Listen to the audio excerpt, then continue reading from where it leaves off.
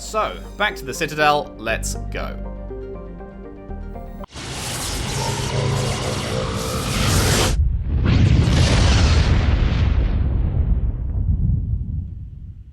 Whee! Citadel. Land up in that bitch.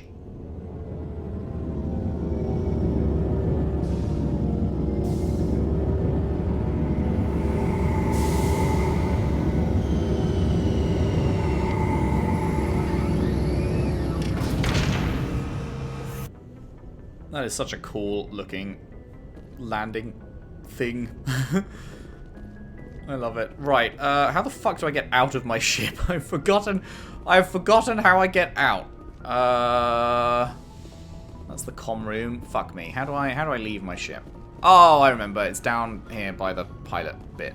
Yeah. I remember. Okay, who are we taking? Well, let's take Liara because you're new, and I feel like I haven't given you much of a chance yet. And let's take Rexical because it's been a little bit since we've spent time with our boy. Does Rexical have some upgrades? He does. Okay.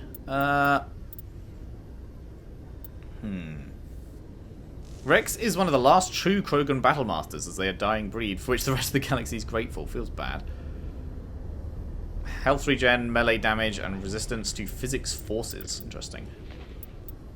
I feel like we should pump up his shotgun to max. Just feels right, you know? Give him the advanced shield boost, why not? And then should we whap out advanced warp? Or we could go to advanced immunity. Nah, let's go down here. There we go. That's sounding pretty good to me.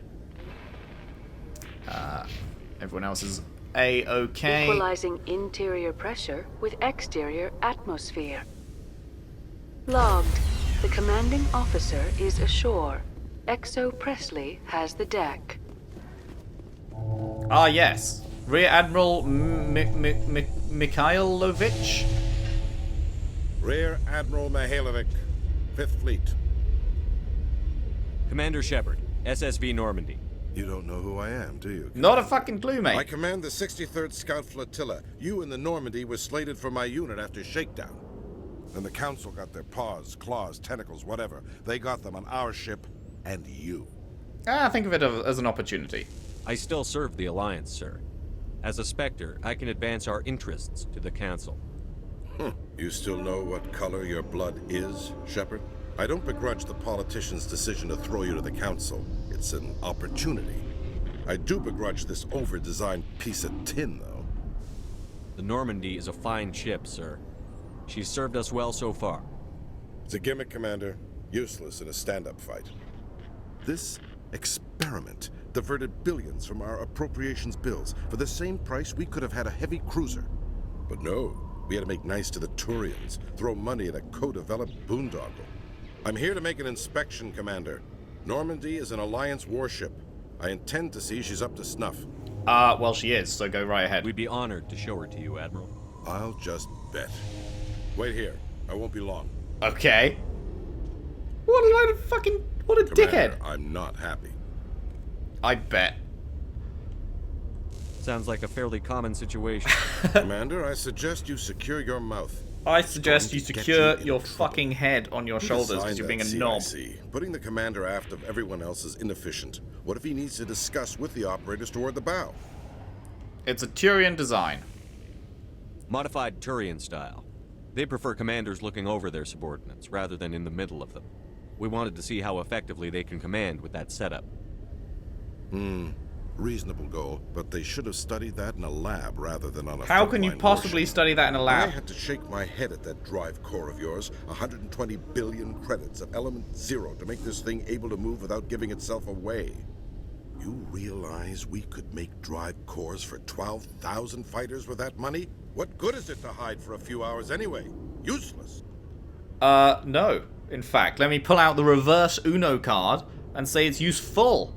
We can loiter in an enemy system and monitor traffic, or drop infiltration teams on enemy worlds.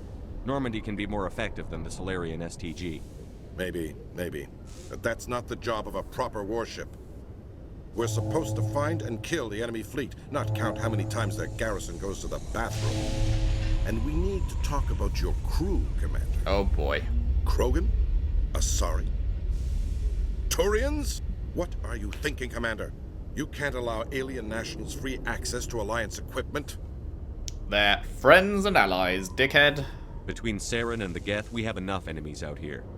Treating other species with suspicion and distrust won't win hearts and minds. That assumes the hearts and minds are worth winning. That hasn't been proven yet.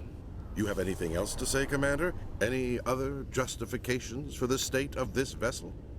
We need to build... The renegade option is we need to kick ass. We need to build bridges.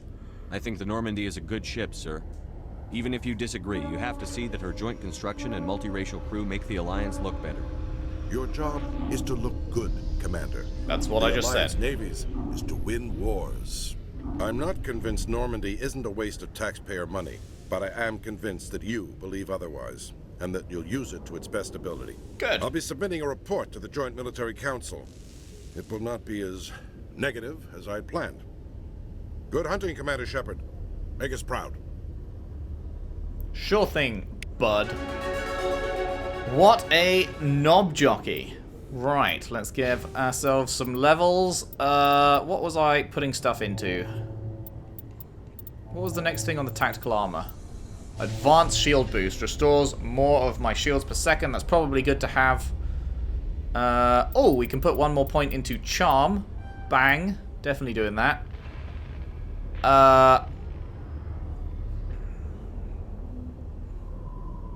Kind of tempting to go down this path. What about Spectre training? I haven't really looked at this. Unity, restore dead squad members. Right, yeah. Damage and duration, health, all that jazz. But it's only like going up by 0.5% per thing. That's just like,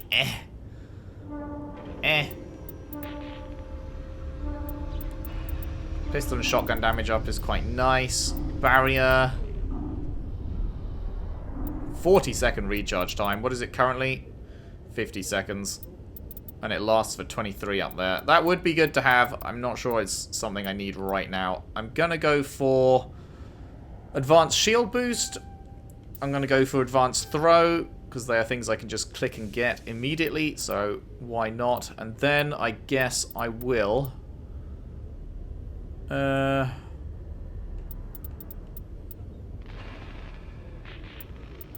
start increasing my shotgun some more.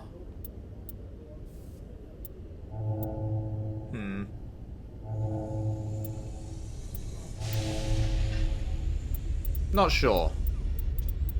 What does I used marksman last time, or a couple of times ago. What was it actually doing? Boosts accuracy, increases damage by 25%. Okay, the damage up was the thing I was thinking of. And headshot damage by 50. Right, okay. And purges weapon heat, so you can use... I need to remember that it purges the weapon heat, so you can use it, max it out, and then use this to keep going with higher damage. Not that we found anything that really requires that much damage to be plowed into them yet, but... As for Carnage, we haven't actually used this one yet. Fires a projectile, a single projectile, inflicting damage equal to 200% of weapon DPS to any enemy within 2 meters of its impact point. Cool.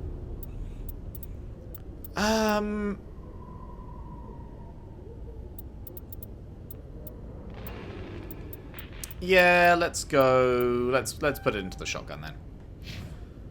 Liara, you're only getting 2 points from this now? Oh, okay.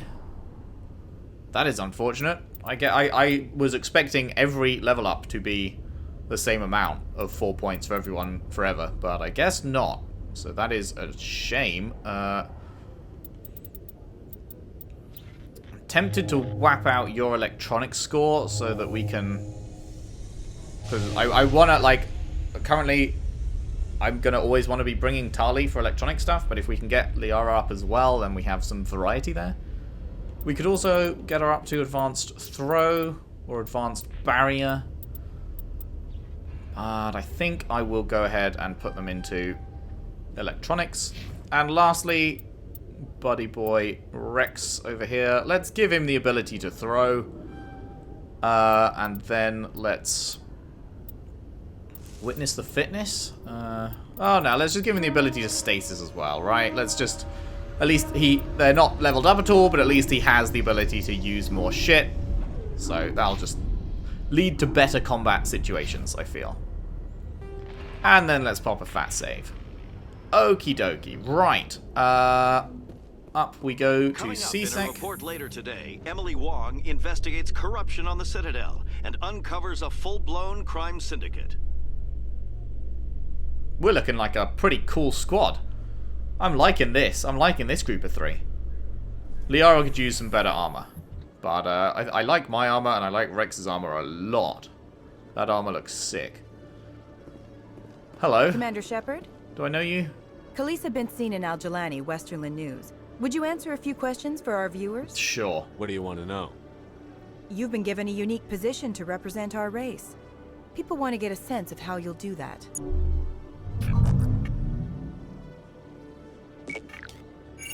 Humans have been trying to get the respect of the galactic community for 26 years. With that in mind, what are your feelings on being the first human Spectre? I'm honored. The Spectres represent the best of every species in the galaxy. To be asked to join them is an honor. Some have said your appointment is the Citadel throwing humans a bone. Have you encountered any situations where the Citadel asked you to place its needs before the needs of Earth? Nope. The Council is concerned with the needs of the whole galactic community. We're part of that community now. Our needs are on their agenda, but we're one of many. You really do believe that, don't you? You've been given command of an advanced human warship for your missions. Is there anything you'd like to say about it? Huh. The renegade option is to... I mean, obviously I can't say it and I wouldn't, but, what the fuck? Why is there... Time to shut you up. Why? She's saying literally nothing bad. It's just a regular interview. Why is that even an option? Yeah, this one is to essentially fuck the Turians off. Actually, the Normandy was co-developed by human and Turian engineers. Its design incorporates many innovations, all of which are classified, I'm afraid. So the Turians have knowledge of the Normandy that is being kept secret from the Alliance public? Do you think it was appropriate to hand Earth's most advanced warship over to the Citadel? I wasn't aware it had been handed over to anyone. I'm in command, and last I checked, I'm human. Same goes for my crew. Well, some of them. Human, yes, but you do work for the Citadel now, Commander. One last question, Commander. Rumors back home say you're tracking a rogue Spectre named Saren. Do you have any comment on that? Yup. I mean, there's no reason... I mean, the Council might not be happy with us outing to the public that a Spectre is... well, I mean, no, actually, because they publicly revoked his Spectre status, right? So, I guess the cat's already out the bag on that one, so... Saren instigated the attack on our colony at Eden Prime. Once his involvement was proven to the Council, I was assigned to bring him in. That's surprising, Commander. The official line says Eden Prime was attacked by rogue synthetics. Good luck in your mission. Thank you for your time. No follow-up questions for that? Wow, that doesn't match the official line, and now I leave. I would have thought that a good investigative reporter would be like, let's delve into that some more. Did you know Citadel Security is the largest multi-species law enforcement agency in Council space? Hello, Rex? Can I talk to you? Rex? Rex? Rex? No? Okay. Right, let's get a load of the map. Is there anything... I'm pretty sure we scanned all the keepers in this joint, right? I think. Okay, well, first things first. Let's head back to the diplomat joint, which was in the Presidium, right? Embassies, was it? Or was it the CSEC thing there? I can't quite remember. Oh yeah, I need to talk to the other Ravina terminals while we're here as well. I think it was this way.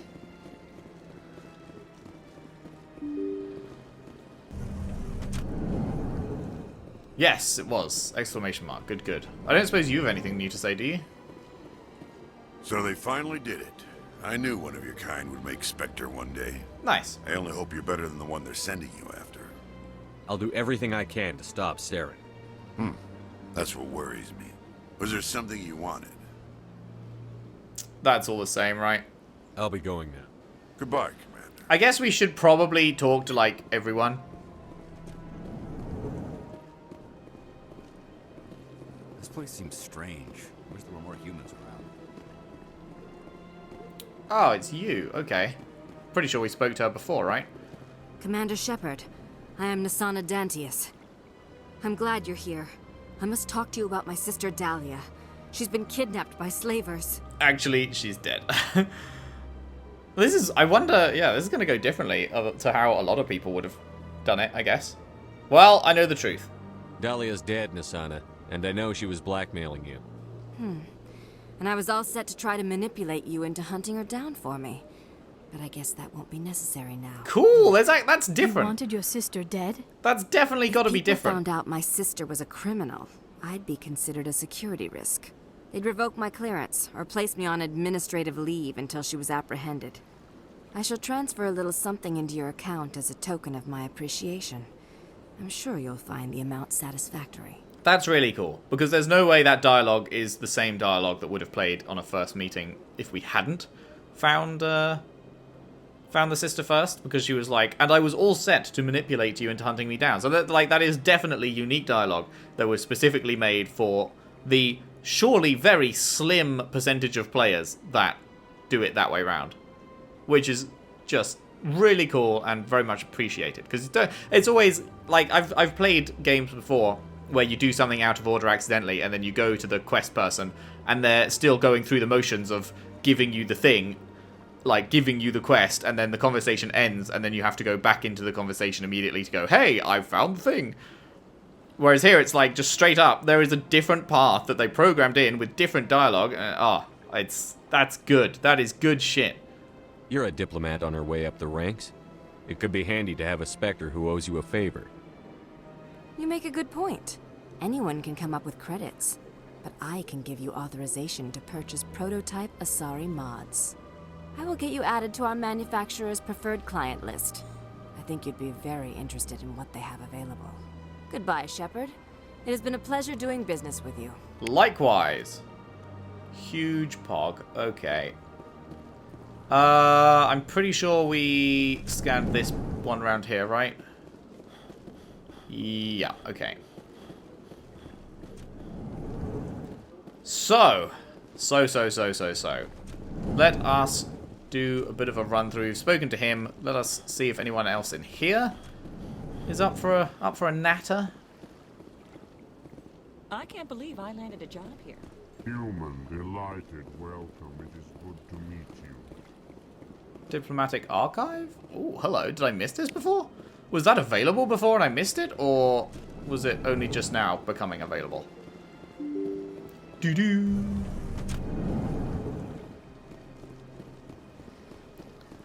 Human, delighted, welcome. Oh, I love them.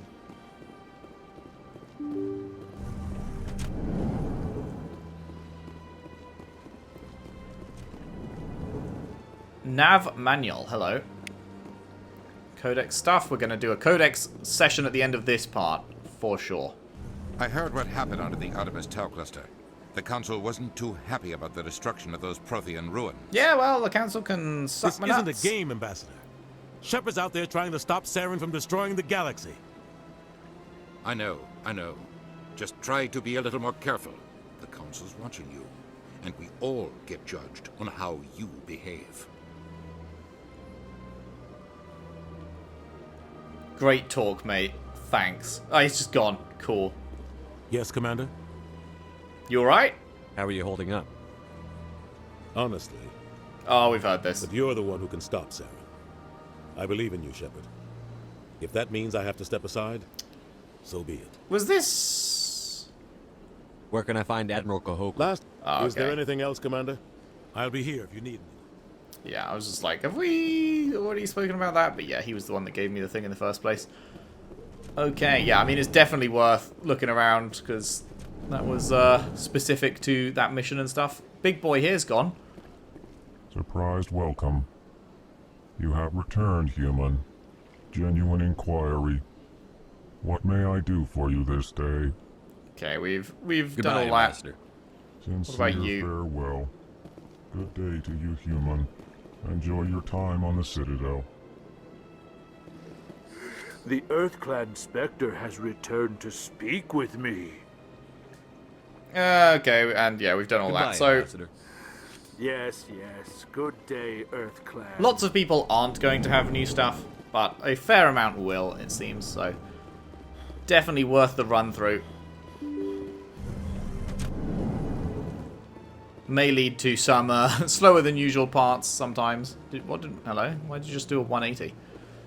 Some slower than usual parts sometimes if a lot of people we are talking to have already been talked to. But it is what it is. Right, let's see. That is down to CSEC. Can I talk with anyone around here?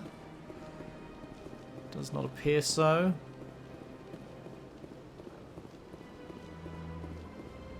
Now, apparently I can scan that statue. I guess that's going to be on the other side of the river. People said there's some interesting Codex stuff that you can find if you scan that big boy.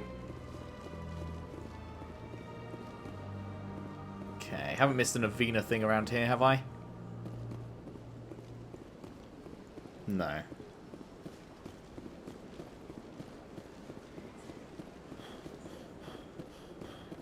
Oh, hello. Hang on, one sec.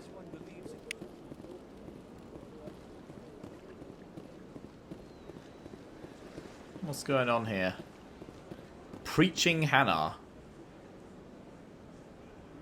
Do you desire to learn of the Enkindlers?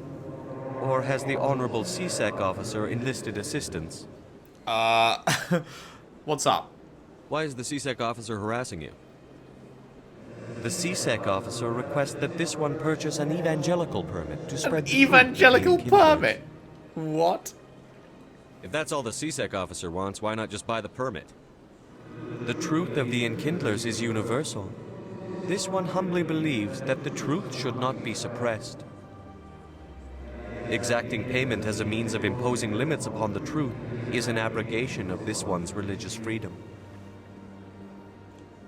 So you're breaking the law by preaching without a permit right now? The CSEC officer states that preaching in this place is forbidden, and preaching anywhere on the Citadel requires a permit. This one humbly submits that it is not preaching to state the truth of the Enkindlers, and thus no permit should be necessary. Interesting. I mean, he is preaching, it seems like. It is their religion, I guess, these Enkindlers, to worship them. So, I mean, in his mind, that's just the facts, because he believes the religion that he's into, of course. So, he's like, it's not preaching, it's just stating the facts. But that's just, like, wordplay. So, like, he is preaching. I guess the question I'm more interested in is whether a religious permit should be a thing that exists in the first place, or whether he should just be allowed to do his thing. Who are the Enkindlers? Your people know them as the Protheans. They are the true creators of this one's people. What? The Enkindlers raised the Hanar from ignorance into consciousness by granting this one's people the gift of speech. Huh. They gave you a gift of speech through telepathy, or whatever it is, however you're speaking? Man, that's so strange that, like, one of those options disappears. Like, people explained why it is, so I kind of get it now, but it still seems weird that one option disappears, but the other two are still there.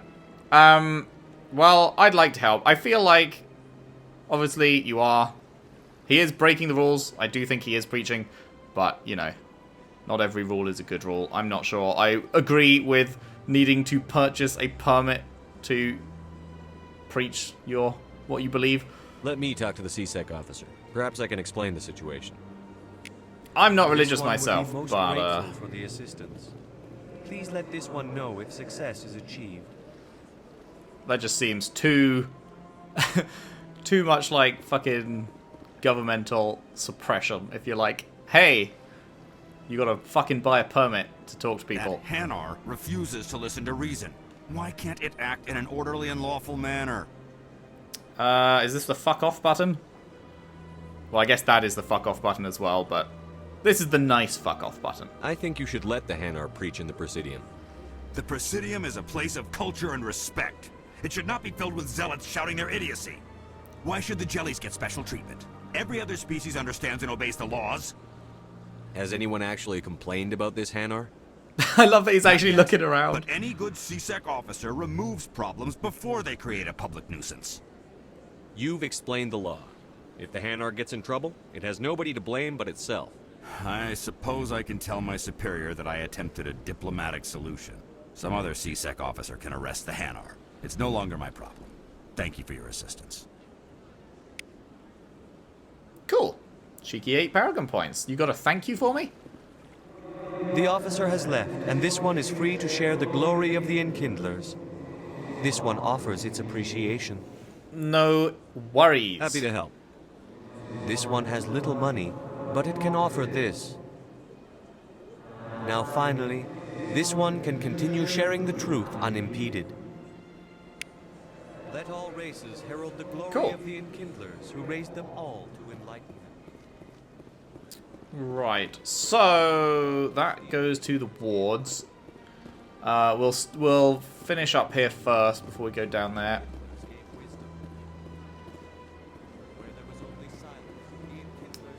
Can I talk to you guys at all? Nope.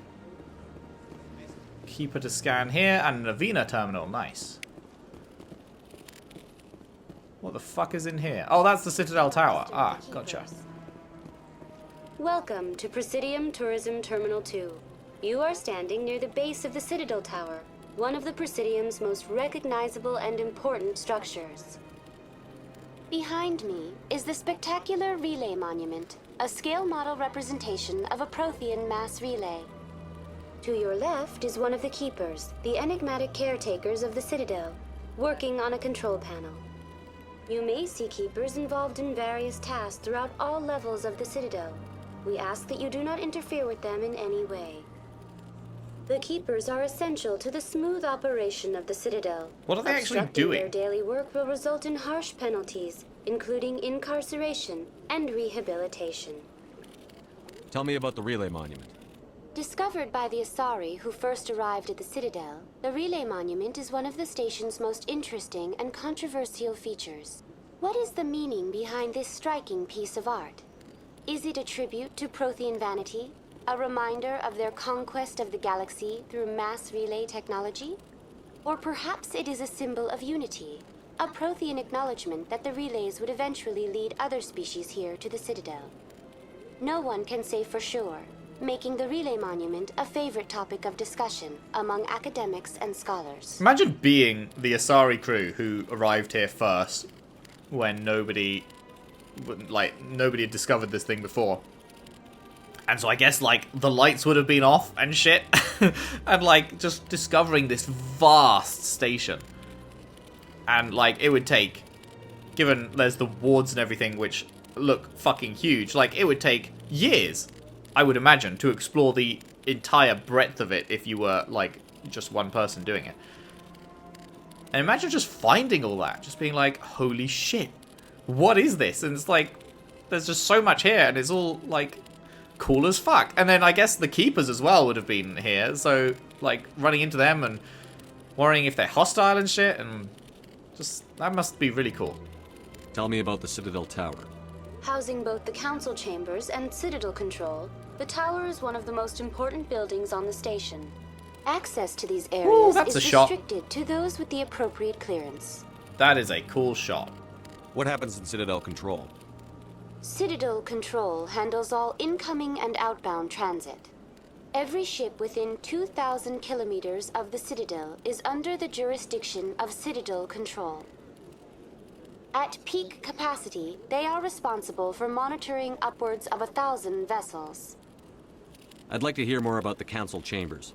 The business of the Council, which often has far-reaching effects on the galactic community, is conducted in a room at the apex of the Citadel Tower. The Council Chambers themselves are truly a magnificent sight to behold, though few get to experience the view in person. Typically, only the councilors, ambassadors, and high-ranking officials, along with various support staff, are allowed access. What if someone has business with the Council? The average citizen must go through the proper channels if they wish an audience with the Council. This is usually arranged through their respective ambassadors. Makes sense. Even then, few are given access to the actual Council chambers. In most cases, the ambassador acts on behalf of the citizen. I've been inside the Council chambers. Only a handful of visitors to the Citadel are ever granted that privilege.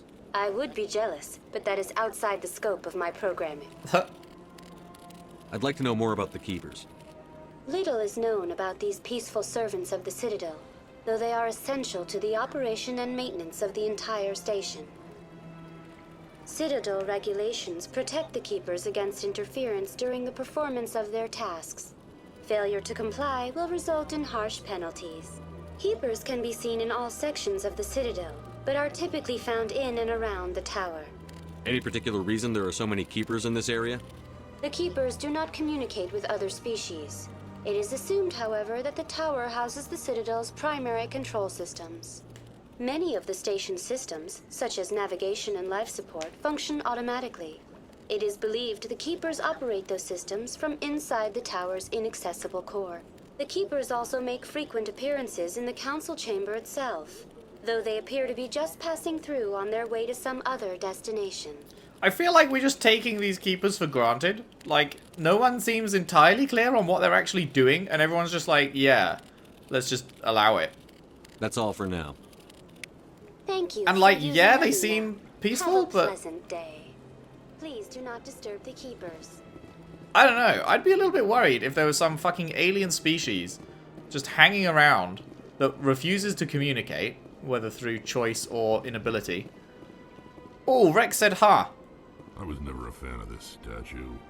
The Krogan monument just seems more impressive to me. I've learned that when someone says ha, they have a unique line to say. So, we will make sure to do that. Sup, bro? Yeah, I don't know, man. Like, they just don't seem particularly trustworthy, I guess. Like, we don't have a reason to trust them. Who are you to tell me what my husband would want? I don't care what you think, Michael. It's my decision. I know you're hurting, Rebecca, but don't let your grief hurt your baby too. Can I help you with anything? Hi, I'm Nosy. Perhaps you can talk some sense into her. I don't need anyone to talk sense into me, Michael. I'm not undergoing the treatments. My sister-in-law here is pregnant, and she's refused to let the baby undergo gene therapy in utero. I'm certain that she has a good reason. I'd like to hear both sides. Yeah, like, why would you even want that anyway? My husband died from a rare heart condition several months ago. There's a chance that the baby could develop the same heart condition, but routine gene therapy can eliminate it. A very small chance, Michael. And extranet reports say the therapy could harm the child.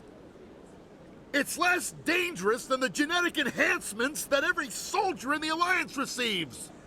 This guy seems like a dickhead. What are the chances that your child will develop the heart condition? According to the doctors, there's a 1 in 50 chance. And if my baby develops the condition, medical treatments are available. Which are nowhere near as effective as simply getting the gene therapy. 1 in 50, my dude, it's not going to happen. Well, it's going to happen 1 in 50 times, but it's probably not going to happen. What are the chances that gene therapy could hurt the baby? 1 in 300 at most. But extranet articles say there could still be long-term complications we don't know about. Don't you understand? If my baby is that 1 in 300, I will always wonder if I killed my baby for nothing. Yeah, not gonna lie, at the end of the day, my dude, it's not your kid. It's not your body, not your choice. It's Rebecca's child, Michael. I think you should honor her decision. Damn it, she's not choosing. She's acting blindly out of grief. I know you want the best for your brother's child, but this isn't your decision. Of course it is! I'm the closest thing to a father this baby is going to have. Then support the baby's mother. Stand with her when she makes tough decisions. This baby is the only thing my brother... It's all I have left of him. I need to know that the baby's safe. It's all I have left too, Michael. I just want Jacob's child to be safe. I want to give him that much. We will.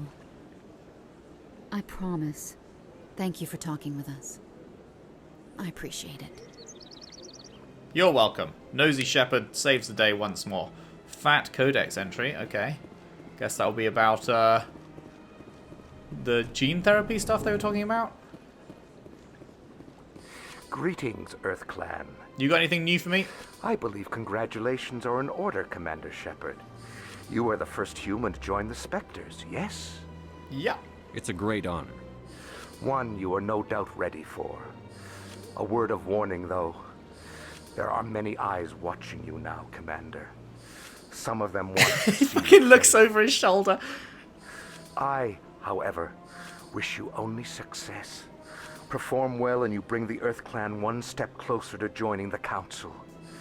And if they let your people in, maybe there is hope for my own species one day, yes? Hopefully, man, hopefully. Okay, I'm pretty sure that's all I should go. stuff we've looked at before. Goodbye, Commander. Adios, amigo. That's the shopkeeper, bro. Can't remember what was behind him. What was behind him? Nothing much. Let's have a look quickly. Was there a keeper, perhaps? No, nothing. Ah, there is. Nice, nice. We must be getting quite close to doing all of them, I believe. Don't need a shop. Oh, and there's another. Let's have a look. How many is that now? Assignments. Scan the keepers. 16 out of 20. We are definitely getting there. Right, here's another Avena and Krogan boy. Welcome to Presidium Tourism Terminal 3. Here in the financial district, a number of businesses offer various goods and services to their exclusive clientele. The statue you see before you was commissioned to honor the Krogan soldiers who gave their lives to protect Citadel space during the Rachni Wars. In the aftermath of the Krogan rebellions, several embassies petitioned to have the statue removed. However, this motion was eventually quashed by the Council. Interesting. Tell me more about the Krogan rebellions. In recognition of their efforts during the Rachni Wars, the Krogan were granted several new colony worlds by the Council. Over the next 400 years, the Krogan species began to expand. Blessed with an extremely high birth rate, their numbers began to swell. Faced with a critical overpopulation crisis, the Krogan started a violent colonization of nearby worlds inhabited by other Council species. The Krogan rebellions had begun. You hate to hear it. For a full century, the Council and its member species fought to bring For a the Krogan fucking under century? control. I didn't realize With that. the aid of Christ. the newly discovered Turian Empire, they were ultimately successful. Maybe they mentioned it before, but fuck, I didn't realize it was 100 years? You needed the Krogan to stop the Rachni. Then you needed the Turians to stop the Krogan. So who's gonna stop the Turians? I am sorry, but that question is beyond my programming parameters. The Turians are members of the Citadel Council. They are not a threat to galactic peace. Yeah, for now, they're like the military ones, right? If Sauron can go nutso, then any fucking rando in charge of the Turians can go nutso. Why did the Council fight so hard to keep the statue? The Krogan were instrumental in saving the galaxy from the Rachni threat. The Council believed this historical fact should not be forgotten. Yeah, no, I The agree. Council also hoped that preserving the memorial would improve diplomatic relations with the Krogan and bring about a peaceful resolution to the rebellions. That did not occur. Unfortunately, the Krogan refused to negotiate and only surrendered after their population and homeworlds had been ravaged by the Turians. I'm not going to say serves them right. That just seems mean-spirited. What were the Rachni Wars? Nearly 2,200 years ago, explorers seeking to expand Citadel space opened up mass relays leading to systems controlled by the Rachni. A highly intelligent and aggressive insect race, the Rachni unleashed a war of conquest against the rest of the galaxy that lasted for nearly 3 centuries. Whoops to the person that opened up that mass relay. The Krogan finally turned the tide in favor of the Citadel species. Krogan forces provided the numbers necessary to halt the Rachni advance and drive them back. The Krogan then pursued their retreating fleets. Able to survive the harsh environments of the Rachni homeworlds, the Krogan hunted their enemy to extinction. Oh wow, I didn't realize that. Christ, okay. Man, it is a kind of scary thought. Like, there's all these mass relays that were built by the Protheans, and some of them, like, because obviously space is vast, and so there's going to be tons that just haven't been discovered yet, and then when you discover one, they fire you to a specific point in space, but you have no fucking clue where. You're just going to be fired out of a cannon, essentially, to a destination that might be shit. Might have a fucking highly intelligent Rachni species there that go, oh, get a load of this. There's people to fucking fight over there. And then, like, yeah, you lead to 300 years of shit. So it's like every time they find a new mass relay and go through it, it's like a risk, right? Because you just never know what you're going to find. You might find land of fucking honey and lollipops. Or you might find, you know, land of fucking dicks. Was it really necessary to wipe them out? I am sorry, but a value judgment of that nature goes beyond my programming. That's all for now. Cool. Thank you for using Avina. Have a pleasant day. Some want to see this Krogan monument removed, but it is important to remember our history, even if those memories make us uncomfortable. The statue represents what the Krogan used to be. A proud and fierce nation. Now we're just brutes for hire to the highest bidder. We've forgotten our roots. You are very different from the other Krogan I have met, Rex. I'll take that as a compliment. Oh my god, they interact? That's good. I wasn't expecting them to actually interact. I thought the two people you brought with you would just say things on their own, but I didn't think they'd actually talk together. Now, I can't actually... It's not giving me any option to scan this statue, which I thought people said was possible, but yeah, I'm not seeing a way. So... Not sure if I've missed it. Let me know if I've missed it, or if people were just talking to Avina, and she'd give me the info I needed from that. Okay. We scanned this one already. That is looking like a good point to leave off the regular portion of the Mass Effect broadcast. However, that leaves us the Codex portion of the broadcast, and it's been a fucking little bit since we looked at the Codex. So, this is going to take a while. In fact, it's going to take such a while that we may not even do it all. Oh my goodness. We may not even do it all now. Maybe we'll do all the secondary now. And do all the primary another time. Yeah, that's sounding good. Okay, let's have a look. Well, there's nothing new for personal history, thank God. Right, update for Bring Down the Sky. This is the DLC we did first. Technology translation. Human cultures remain linguistically divided. Some converse in Spanish, others in Mandarin, Arabic, Swahili, etc. Every alien race has their own equally broad panoply of languages and dialects. I've not heard the word panoply before. Have to look that up. Most individuals know only their mother tongue and rely on machine translation.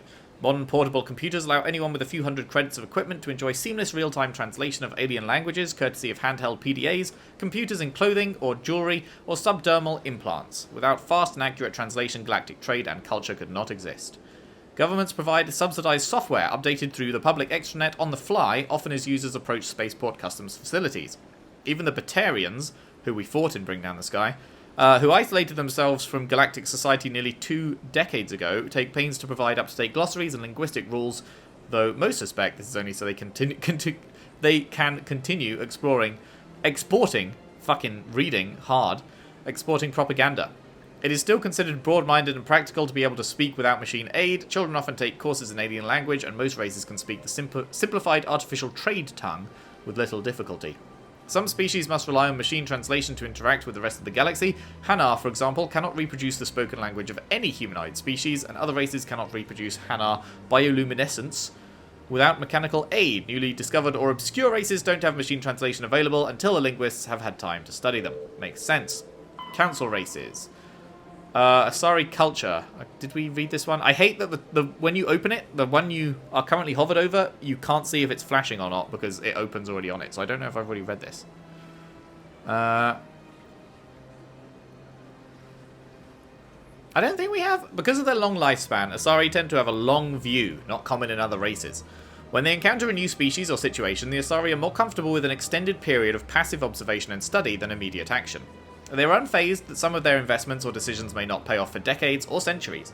Matriarchs can seem to make incomprehensible decisions, but their insight is evident when their carefully laid plans come to fruition. In interstellar relations, this long view manifests in an unspoken policy of centrism. The Asari instinctively seek to maintain stable balances of economic, political, and military power. Traditionally, Asari spread their influence through cultural domination and intellectual superiority. They invite new species of advanced development to join the galactic community, knowing that their ideals and beliefs will inevitably influence the existing culture. Yeah. Where else have I heard this long view thing before? There's definitely something that's ringing bells in my head of having such long lives that you can take a longer approach to things, and but I can't remember where I'm thinking of it from. Fuck. Oh well. Asari government. The Asari came late to the concept of world government. For centuries, their homeworld of Thessia was dotted with loose confederacies of great republican cities. The closest earthly equivalent would be the ancient Mediterranean city-states. Since the Asari culture values consensus and accommodation, there was little impetus to form larger principalities. Rather than hoard resources, the Asari bartered freely. Rather than attack one another over differing philosophies... Man, I'm struggling to read today. They sought to understand one another. Only in the information age did the city-states grow close. Communication over the internet evolved into electronic democracy. Asari have no politicians or elections, but a freewheeling, all-inclusive legislature that citizens can participate in at will. Policy debates take place at all hours of the day in official chat rooms and forums moderated by specially programmed virtual intelligences. All aspects of policy are open to what? To plebiscite? Fuck knows what that means either. At any time. In any given debate, the Asari tend to lend the most credence to the opinions of any matriarchs present, nearly always deferring to the experience of these millennia-old wise women. Achieving consensus through public debate may take too long in a crisis. In cases where prompt, decisive action is required, the Asari defer to the wisdom of the local matriarchs. Wait, no, keep scrolling. Turian's culture. While the Turians are individual with personal desires, their instinct is to equate the self within the group, and set aside personal desires for the good of all. Nice. Turians are taught to have a strong sense of personal accountability, the Turian honor that other races find so remarkable. Turians are taught to own every decision they make, good or ill. The worst sin they can make in the eyes of their people is to lie about their own actions. Turians who murder will try to get away with it, but if directly questioned, most will confess the crime. Turians have a strong inclination toward public service and self-sacrifice, so they tend to be poor entrepreneurs. To compensate, they accepted the mercantile Volus as a client race, offering protection in exchange for their fiscal expertise. The Turian military is at the center of their society. It is not just an armed force, it's an all-encompassing public works organization. The military police are also the civic police. The fire brigades serve the civilian population as well as the military facilities. The Corps of Engineers builds... Do you pronounce that as corps? I always forget. I'm not very military... What's the word? I don't know much about military shit. Not my thing. I'm pretty sure you pronounce that corps, don't you? The Corps of Engineers? Builds and maintains spaceports, schools, water purification plants, and power stations. The Merchant Marine ensures that all worlds get needed resources. Military doctrine. Although they lack the brutality of the Krogan, they kind of tried to fucking genocide the Krogan. Sort of. Not really, but... I mean, not genocide in terms of they didn't wipe them all out, but, you know... They released the genophage, so, you know, it's only a few letters away from genocide. The skill of the Asari and the virtuosity of the humans, the Turian military has formidable discipline. Officers and NCOs are lifers with years of field experience. Enlisted personnel are thoroughly trained and stay calm under fire. Turian units don't break. Even if their entire line collapses, they fall back in order, setting ambushes as they go. A popular saying holds, you will only see a Turian's back once he's dead. Boot camp begins on the 15th birthday. Soldiers receive a year of training before being assigned to a field unit. Officers trade for even longer. Most serve until the age of 30, at which point they become part of the reserves. Even if they do suffer injuries preventing frontline service, most do support work behind the lines. Biotics are uncommon. While admired for their exacting skills, biotics' motives are not always fully trusted by the common soldier. Turians prefer to assign their biotics to specialist teams called cabals. Command and control is decentralized and flexible. Individual squads can call for artillery and air support. They make extensive use of combat drones for light duties and practice combined arms. Infantry operates with armor, supported by overhead gunships. Strategically, they are methodical and patient and dislike risky operations. Tradition is important. Each legion has a full-time staff of historians who chronicle its battle honours in detail. The oldest have records dating back to the Turian Iron Age. If a legion is destroyed in battle, it's reconstituted rather than replaced. The Turians recruit auxiliary units from conquered or absorbed minor races. Auxiliaries are generally light infantry or armoured cavalry units that screen and support the main Turian formations. At the conclusion of their service in the auxiliaries, recruits are granted Turian citizenship. That's nice, at least. The Unification War. At about the time the Salarians and Asari were forming the Council, the Turians were embroiled in a bitter civil war. The Unification War, as it was later named, began with hostilities between the colonies furthest from the Turian homeworld, Palaven. These colonies were run by local chieftains, many of whom had distanced themselves from the hierarchy. Without the galvanizing influence of the government, the colonies became increasingly isolated and xenophobic. Colonists began wearing emblems or facial markings to differentiate themselves from members of other colonies, and open hostilities became common. When war finally broke out, the hierarchy maintained strict diplomacy and refused to get involved. After several years of fighting, less than a dozen factions remained, and the hierarchy finally intervened. But by that time, the chieftains were too weak to resist. They were forced to put an end to fighting and renew their allegiance to the hierarchy. Though peace was restored, it took several decades for animosity between colonists to fade completely. To this day, most Turians still wear the facial markings of their home colonies. Right, yeah, we have seen that. As a point of interest, the Turian term barefaced refers to one who is beguiling or not to be trusted. There should be a 2 there, right? Or not be trusted? Not to be trusted. It is also a slang term for politicians. LOL. Extinct races. Prothean's Beacon. The Beacon was a Prothean artifact unearthed on the Alliance colony of Eden Prime. Its resemblance to the Prothean databanks recovered on Mars provoked immediate interest from the Alliance and the Citadel Council. It proved to be a solid-state data storage device, part of a galaxy-spanning comm network similar to the modern extranet. Have we read this one before? I feel like this one would have been given to us early on, right? And we would have already read it.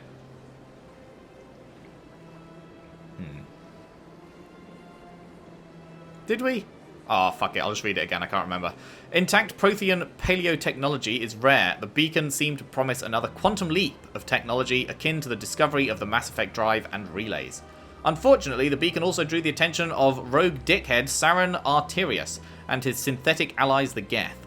A dawn raid by his flagship, Sovereign, resulted in hundreds of civilian casualties. The beacon was badly damaged. The motives behind the attack are still being investigated. During the recovery operation, the beacon fired a pulse of energy at the executive officer of the Alliance frigate Normandy.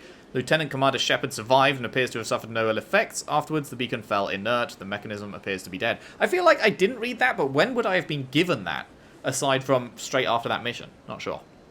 Cipher. The Prothean beacon downloaded its knowledge into Commander Shepard on Eden Prime, causing confusing dreams and visions. While the imagery is becoming clearer with time, the meaning of the beacon communication remains elusive. It has been suggested the Prothean data recording is highly dependent on a certain point of view, what Carl Jung described as the collective unconscious. The cipher needed to comprehend the images implanted in Shepard's mind is the cultural knowledge of a Prothean, the archetypes, biological instincts, and common experiences universal to the race. Since the Protheans have been dead for millennia, it may be impossible to acquire this cipher. Non-council races.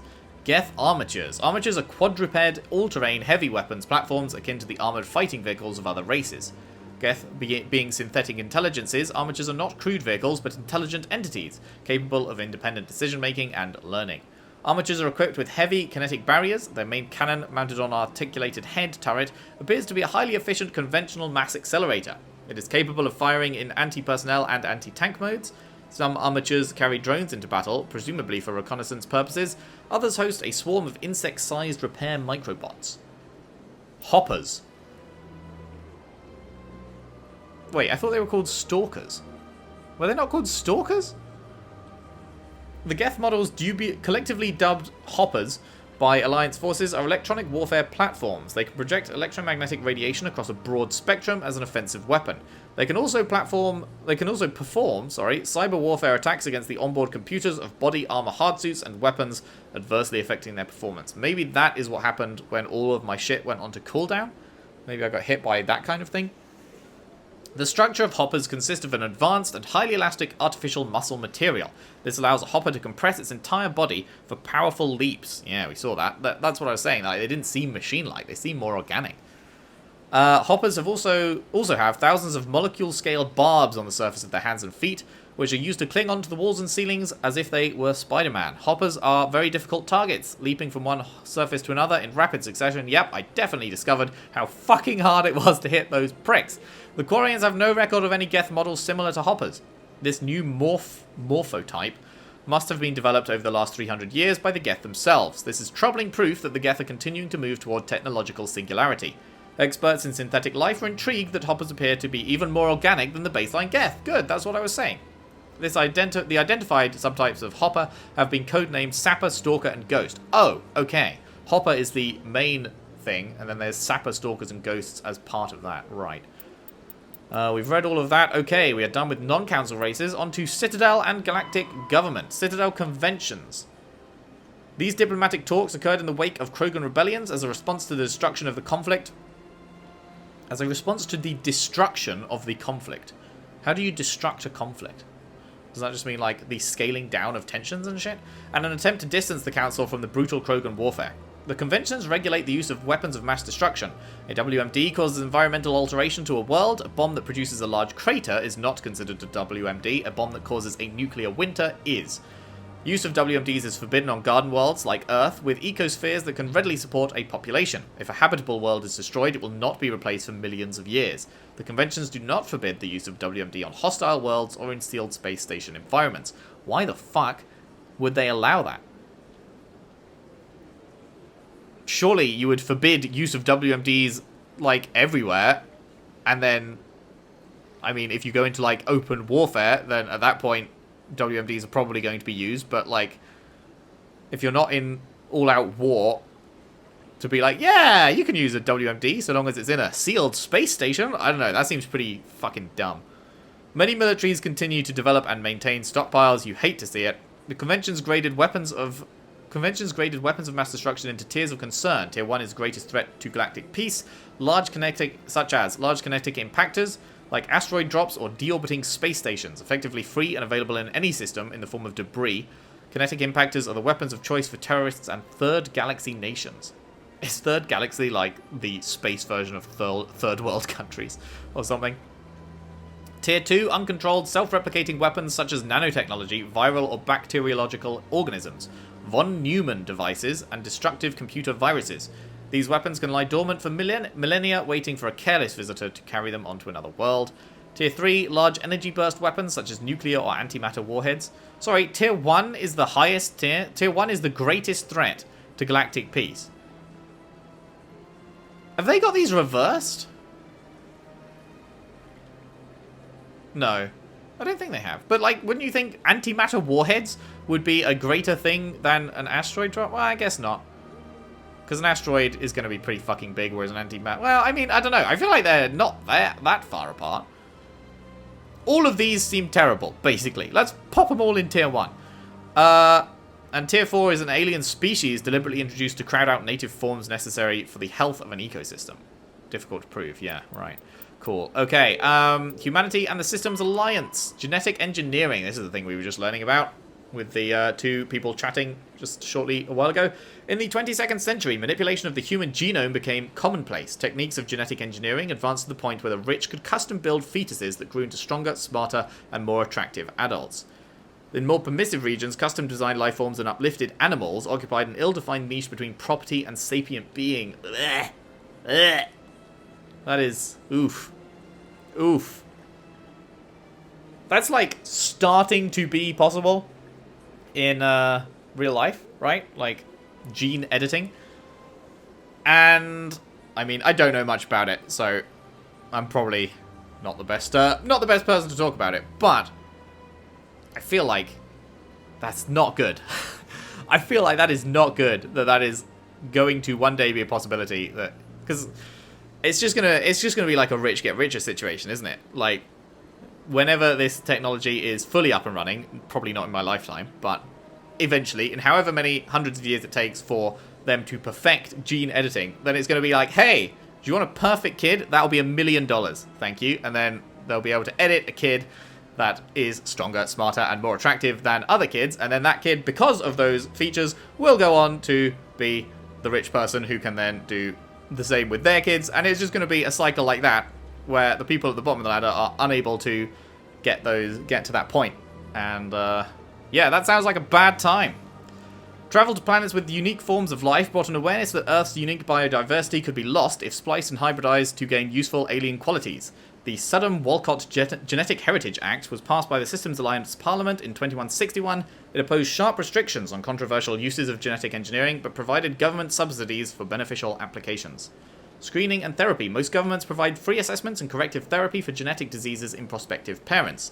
This has nearly eliminated everything from cystic fibrosis to nearsightedness. Well, that is good.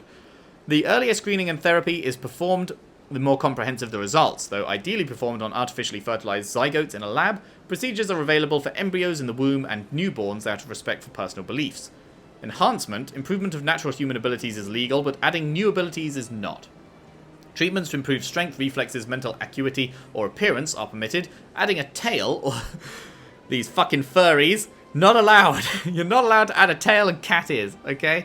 Or the ability to digest cellulose is not. Some genetic enhancement is provided for free to Alliance military recruits, but the average citizen must pay for the privilege. The process can take years to reach fruition in an adult.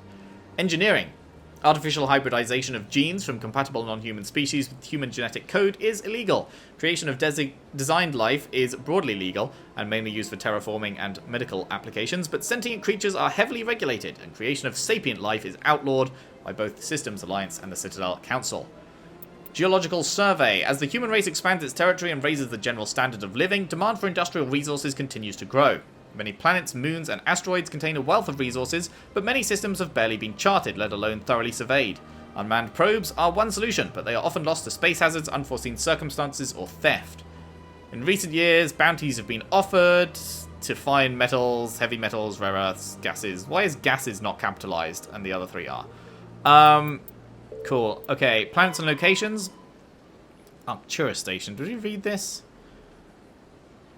I think we read this, right? Yeah. Gagarin Station is the largest deep space station built by humanity, a Bernal sphere design with a 500-meter diameter habitable area. It was constructed beyond Pluto, nearly 80 astronomical units, 12 billion kilometers from Sol. You gotta love that. Our original measurement of distance was obviously based on how big, like, our planet is, so we didn't need these vast measurement distances. And so 12 billion kilometers is worth 80 astronomical units. Moving crew and material to this location bankrupted most of the backers. Gagarin was placed at the inner edge of the heliopause, the point at which the solar wind can no longer push back the interstellar medium. And what's that in English? Sorry? It was built to test a number of faster-than-light drive principles that theoretically could only occur in interstellar space. The station was nicknamed Jump Zero. Right, yeah, okay, this is Caden's joint. As it was intended to be the jumping-off point for humanity's expansion into the galaxy. Shortly after the station was completed, the Prothean ruins were discovered on Mars, rendering the entire effort moot. That must have been a real pisser. After struggling to make a profit for a decade, Gagarin was sold to the Systems Alliance in 2159 for a fraction of its construction costs. The Alliance refurbished it as a research and training center for the recently discovered biotic phenomenon. Phenomenon. In 2169, the Biotic Activation and Training Program was shut down and Gagarin became a general research facility. Its remote location and intentional isolation from the extranet makes it popular for dangerous research, particularly in the field of AI. Humanity's first stable AI, the Alliance-sponsored ELIZA, achieved sapience at Gagarin in 2172. Tell me more about this. You've got a fucking, like, intelligent AI? And that's allowed? I thought we were saying no to that kind of thing.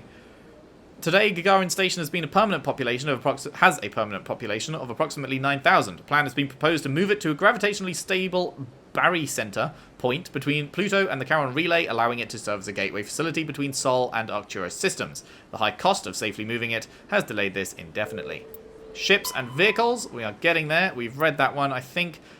Or maybe it just has the same picture, actually. I recognize the picture, but maybe we haven't. No, I'm pretty sure we have. Drive charge. As positive or negative electric current is passed through an FTL drive core, it acquires a static electrical charge. Drives can be operated an average of 50 hours before they reach charge saturation. This change is proportional to the magnitude of mass reduction. A heavier or faster ship reaches saturation more quickly. If the charge is allowed to build, the core will discharge into the hull. All ungrounded crew members are fried to a crisp, all electronic systems are burned out, and metal bulkheads may be melted and fused together. Not fun. The safest way to discharge a core is to land on a planet and establish a connection to the ground like a lightning rod. Larger vessels like dreadnoughts cannot land and must discharge into a planetary magnetic field. The ship passes the charge from the drive core to the exterior armoured hull that dives into the magnetic field. As the hull discharges, sheets of lightning jump away into the field, creating beautiful auroral displays, on the planet. The ship must retract its sensors and weapons while dumping charge to prevent damage, leaving it blind and helpless. Interesting. Discharging at a moon with a weak magnetic field can take days. Discharging into the powerful field of a gas giant may require less than an hour. Deep space facilities such as the Citadel often have special discharge facilities for visiting ships. That's good. Combat endurance. Heat limits the length and intensity of ship-to-ship combat. Starships generate enormous heat when they fire high-energy weapons, perform maneuvering burns, and run on board combat electronics. In combat, warships produce heat more quickly than they can disperse it. As heat builds within a vessel, the crewed spaces become increasingly uncomfortable. Before the heat reaches lethal levels, a ship must win or retreat by entering FTL. After an FTL run, the ship halts, shuts down non-essential systems, and activates the heat radiation gear. Combat endurance varies by ship design and by the battle's location. Battles in the deep cold of interstellar space can go on for some time. Engagements close to a star are brief. Since habitable worlds are usually close to a star, battles over them are frantic. General tactics. Shells lofted by surface navies crash back to Earth when their acceleration is overwhelmed by gravity and air resistance. In space, a projectile has unlimited range. It will keep moving until it hits something. Practical gunnery range is determined by the velocity of an attacker's ordnance and the maneuverability of the target. Beyond a certain range, a small ship's ability to dodge trumps a larger attacker's projectile speed. The longest range combat occurs between dreadnoughts, whose projectiles have the highest velocity but are the least maneuverable. The shortest range combat is between frigates, who have slowest projectile velocities and highest maneuverability. There's been some good examples of this kind of space combat in The Expanse. It's a show on Amazon Prime, which I fucking hugely recommend. If you're a fan of Mass Effect, you like space shit, you're gonna fucking love The Expanse. I can't recommend it highly enough. I love that show so much.